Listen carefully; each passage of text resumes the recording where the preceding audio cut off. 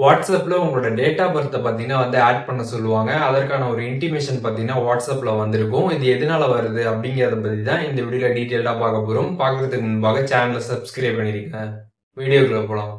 WhatsApp app நீங்கள் open பண்ணதுமே இந்த மாதிரி add your date of birth அப்படின்ற மாதிரி நோட்டிஃபிகேஷன் பார்த்தீங்கன்னா வாட்ஸ்அப்பில் ஷோ ஆகும்.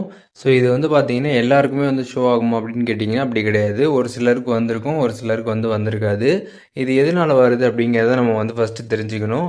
இப்போது நம்மளோட ஏஜ் 18 ப்ளஸ்ஸா இல்லை 18க்கும் கீழேயா அப்படிங்கிறத வாட்ஸ்அப் பார்த்தீங்கன்னா செக் பண்ணுறதுக்காக தான் பார்த்தீங்கன்னா இதை கொடுத்துருப்பாங்க.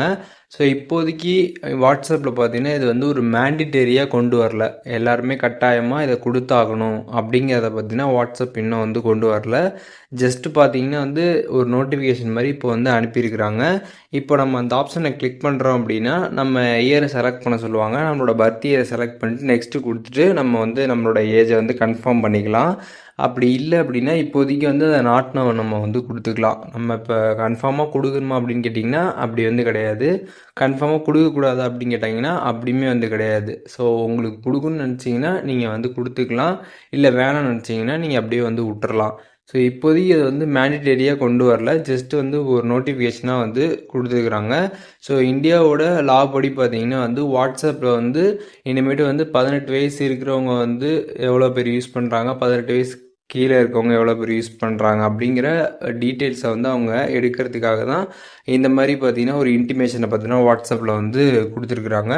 அதன் மூலியமாக பார்த்தீங்கன்னா வாட்ஸ்அப் யூஸரோட அந்த ஏஜை கன்ஃபார்ம் பண்ணுறதுக்காக தான் இதை கொடுத்துருக்குறாங்க. ஸோ மெயினாக நீங்கள் இதில் ஏஜ் கொடுக்குறீங்க அப்படின்னா கரெக்டான ஏஜை நீங்கள் கொடுத்துடுங்க, தப்பாக கொடுத்துடாதீங்க. அப்படி நீங்கள் கொடுக்கல வேணாம் அப்படின்னு நினச்சிங்கன்னா நீங்கள் இதை எதுவுமே பண்ண தேவையில்ல. நாட் நவ் கொடுத்துட்டீங்க அப்படின்னா அந்த நோட்டிஃபிகேஷன் பார்த்தீங்கன்னா அது போயிடும். ஸோ எல்லாருக்குமே பார்த்தீங்கன்னா அது ஷோ ஆகாது. ஒரு சிலருக்கு ஆகும், ஒரு சிலருக்கு ஆகாது. நீங்கள் வாட்ஸ்அப்பில் செக் பண்ணி பார்க்கலாம்.